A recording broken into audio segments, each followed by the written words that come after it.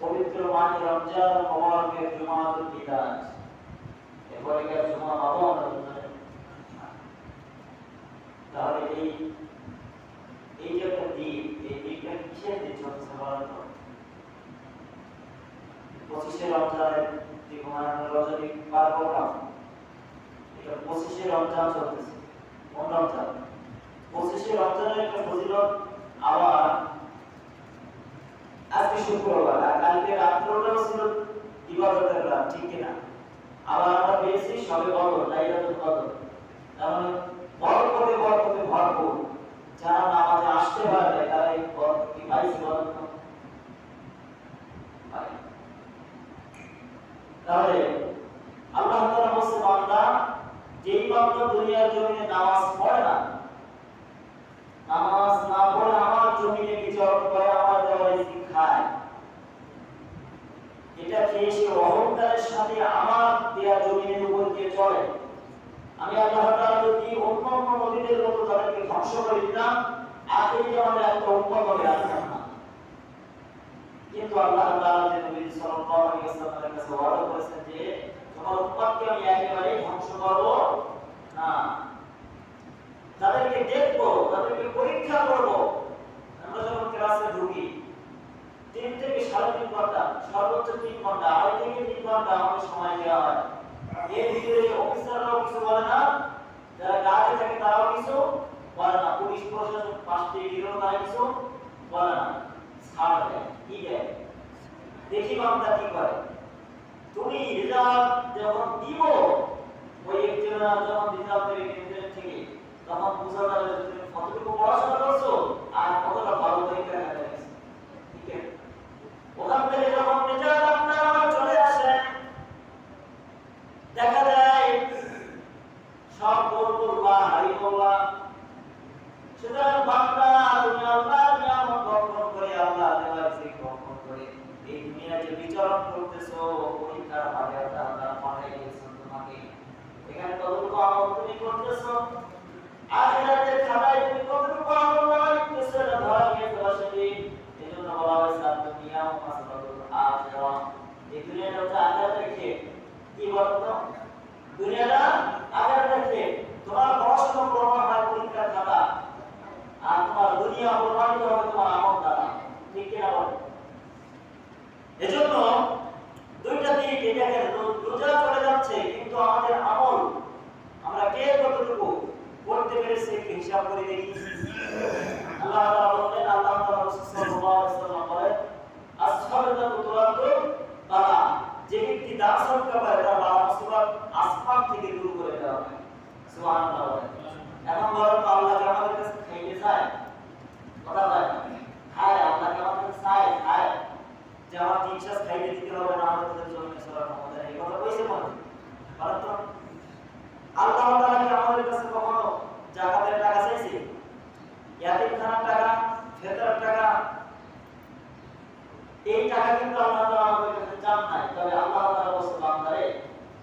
তুই আমাকে খাওয়া।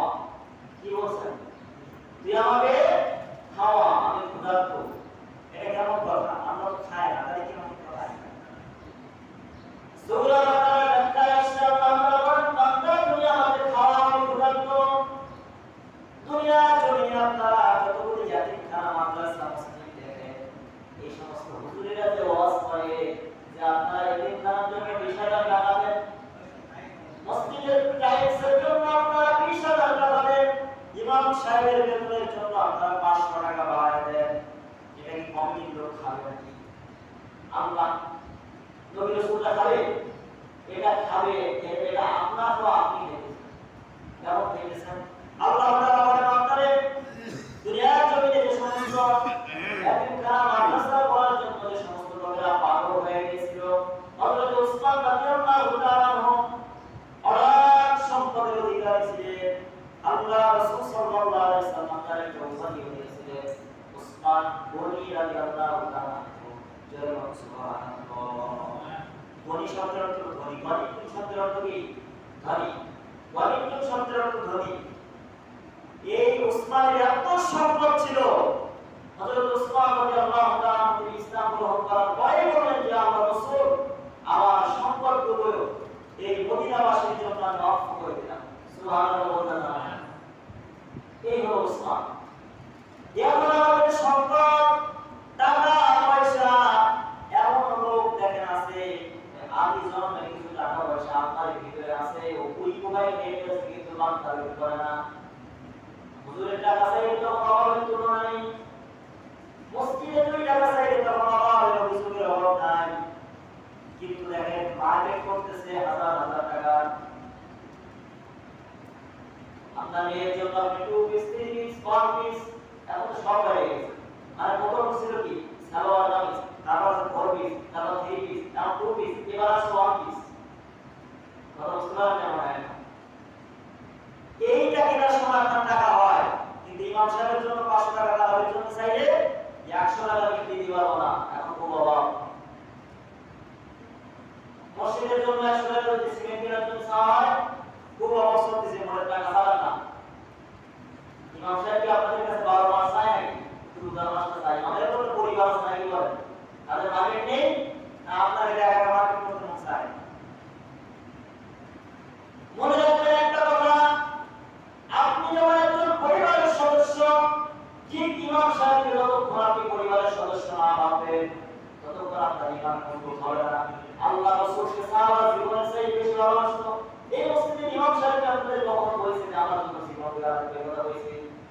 বলছে নাকি কেউ? তাকে দেবে না। তবে ইমাম সাহেব যেন ভালোভাবে চলতে পারে এই বিষয়ে আপনাদের লক্ষ্য রাখতে হবে না। ইমাম সাহেব যদি অসুখে পড়ে, এর জন্য যদি ইমাম সাহেব ধুকে ধুকে মারা যায়, খোঁজ খবর না নেয়, এর জন্য দায়ী হবে এই এলাকার বাসী। কথা বলেন? কারণ ইমাম সাহেবের বাবা মাও এখানে থাকে না, স্ত্রীও এখানে থাকে না, এই জন্য খোঁজ খবর নেওয়ার দায়িত্ব হলো আপনার আমার। বন্ধুরা, এই জন্য আপনার আমার মসজিদে টাকা কোনো মসজিদে দান করবো। এখানে একটা মাদ্রাসা করার কথা আমি এসে আসার থেকেই বলতেছি, এখানে মাদ্রাসা করতে হলে আমি পারি নিয়ে যাবো নাকি? কি বলেন?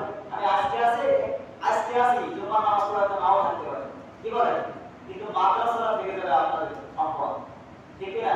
এখানে যত ছেলেরা হাফেজ হবে, কোরআনে কারীম তেলাওয়াত হবে, এই কবরবাসীদের কবরের আযাব মাফ হবে, আর আপনারা পরকালে জান্নাতে যেতে পারবেন। একটা হাফেজ ছেলে বের করলে বছরে বছরে এই এলাকার শোনা হবে, আমার বাপদাদার শোনা হবে, কি বলেন? তাই না নাকি? তাহলে আমি চেষ্টা করতেছি এর জন্য আল্লাহ তাআলা হয়তো আমাকে কিছু জাযা দিতে পারে। কমিটি কিন্তু চেষ্টা করতেছে, কমিটি কিন্তু আল্লাহ তাআলা চাইলে মাফ করে দিতে পারে, জান্নাত দিতে পারে, ঠিক না? এলাকাবাসী যদি চেষ্টা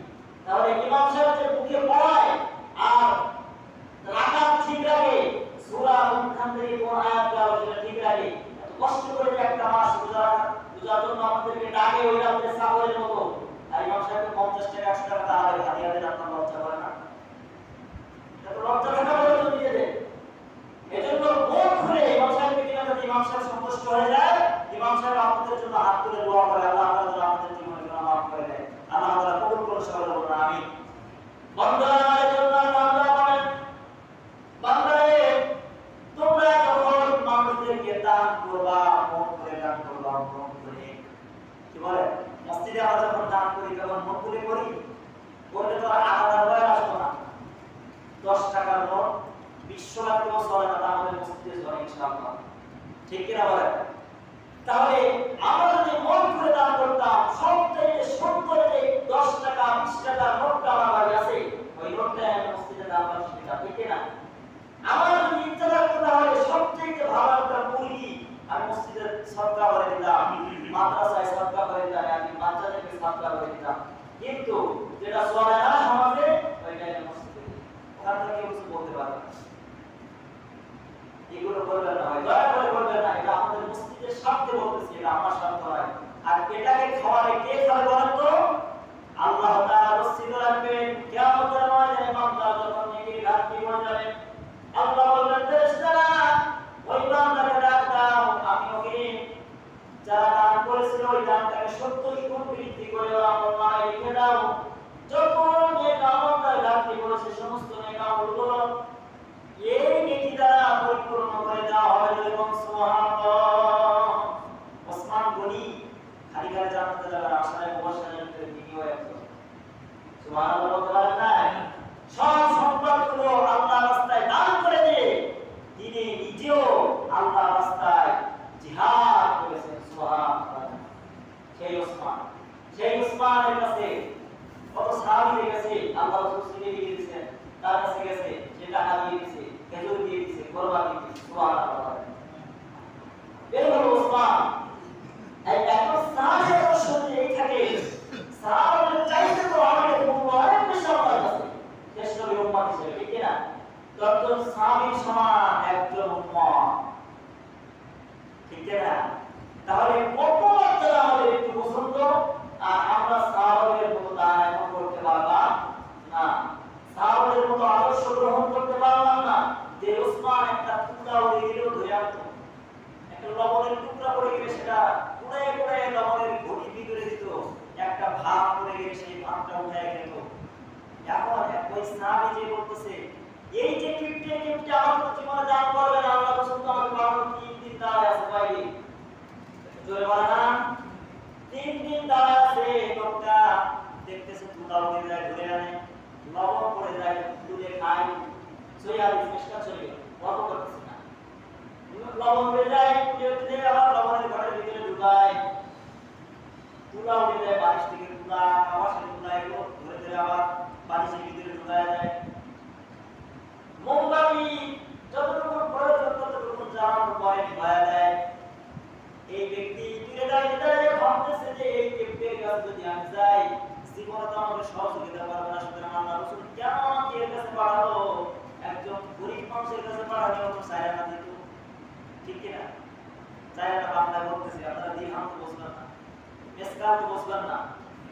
এই ব্যক্তি দাঁড়ায় আছে, 3 দিন যাবত দাঁড়ায় থাকতে থাকতে হঠাৎ করে ওসমান গনি চোখ গেল তার দিকে। ওসমান বলতেছে, এদিকে আসো, আমি দেখতে পাচ্ছি তুমি বহুত সময় দাঁড়িয়ে আছো, মনে হয় কিছু বলতে চাও।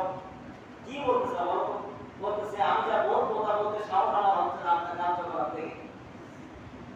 সুবহানাল্লাহ বললেন না? মনে হয় বলতেছে, কি তোমার মনে রাখছে বলো তো? বলতেছে, আল্লাহ রাসূল সাল্লাল্লাহু আলাইহি ওয়াসাল্লাম এই চিঠিখানা আমার কাছে দিয়েছেন, 3 দিন যাবত আমি এই চিঠিখানা নিয়ে এই গেটের সামনে অপেক্ষা করতেছি, কিন্তু আপনার কার্যকলাপ 3 দিন দেখে আমার এমন অবস্থা শুরু হয়ে গেছে যে একজন ভিক্ষুকের কাছে যাওয়া ভালো, কিন্তু একজন ধনীর কাছে যাওয়া ভালো না। তখন তো অবাক হয়ে গেছে হযরত ওসমান। বলতেছে, আল্লাহু আকবার, 3 দিন হয়ে গেছে তুমি আমাকে কেন বললে না? তাড়াতাড়ি চিঠিখানা দাও, আমি আল্লাহ রাসূলের এই চিঠি 3 দিন যেহেতু হয়ে গেছে, দেরি হয়ে গেছে, এই 3 দিনের আগে ফিদিয়া দিয়ে দিই, আগে আমি হক আদায় করে নিই। 3 দিনে উনি দিলেন 3 দিরহাম। সুবহানাল্লাহ বলেন না? 3 দিরহাম দেওয়ার পরে আল্লাহ রাসূল সাল্লাল্লাহু আলাইহি ওয়াসাল্লাম এই চিঠির ভিতরে লিখলেন 2.5 দিরহাম অদান করে 3 দিরহাম। আপনারা বিয়ে করেন না সমাজ বিয়ে, এই বিয়ের যৌতুক, এই বিয়ের যে প্রথা, যৌতুক, এগুলো কিন্তু হারাম শরীয়তের দৃষ্টিতে। আল্লাহ রাসূল লিখে দিলেন কি বলেন তো? আমরা কি দিয়ে বিয়ে করি?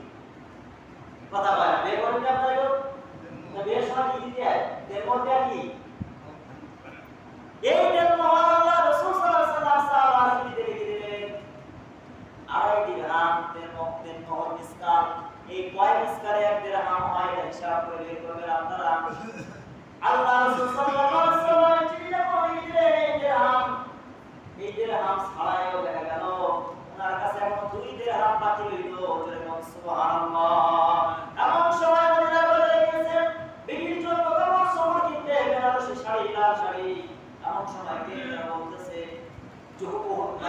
যুদ্ধের রাগ এসেছে, অহুদের যুদ্ধের রাগ এসেছে, কে কোথায় আছে দুর্গ আসো আল্লাহ রাসূল জিহাদের ময়দানে রওনা করছেন।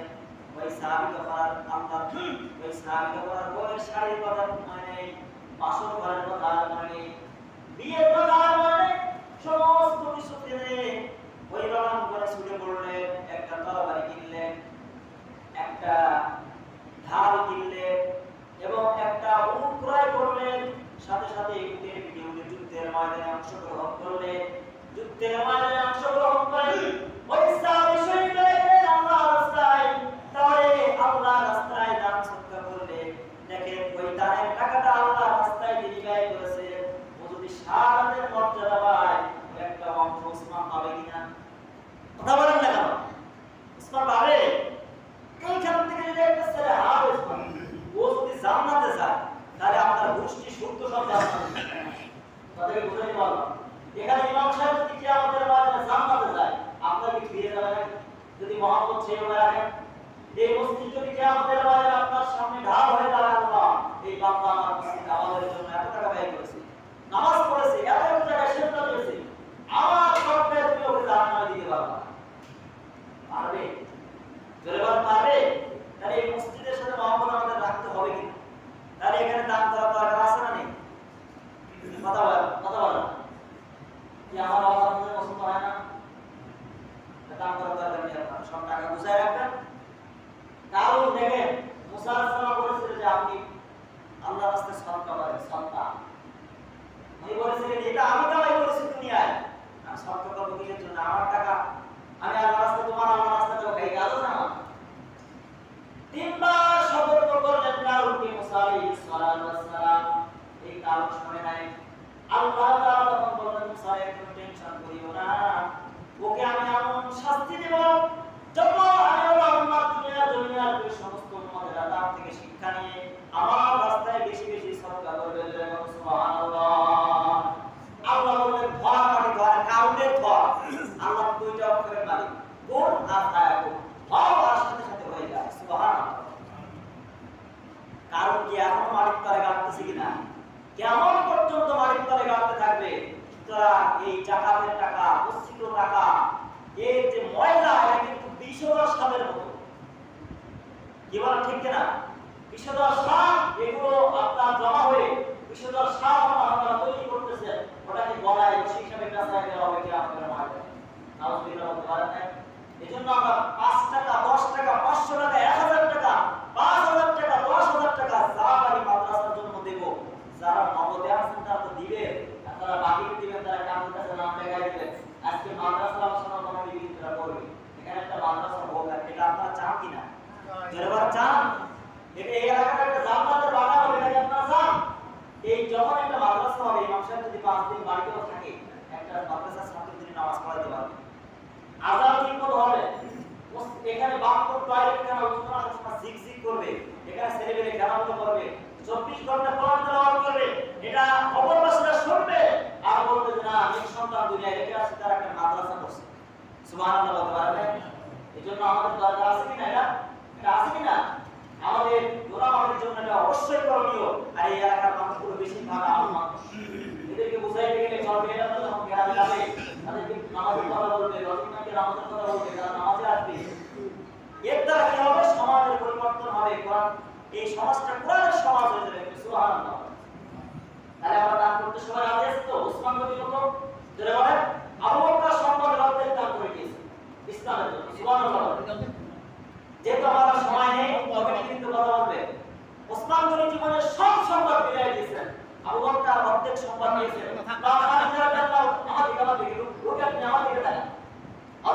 খাদিজা রাদিয়াল্লাহু আনহা তিনি তার জীবনের সমস্ত সম্পদ আল্লাহর রাসূলের বায়াত করে বিলিয়ে দিয়েছেন। সুবহানাল্লাহ।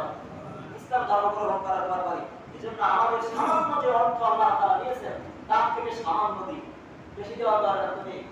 আল্লাহ তাআলা বেশি আমাদের কাছে চান নাই, তোমার সক্ষম অনুযায়ী তুমি দান করো, তোমার মাধুর্য অনুযায়ী তুমি সদকা করো, আমি আল্লাহ তাআলা তোমার জন্য রহমতের আংটি ব্যবস্থা করে দিব। সুবহানাল্লাহ।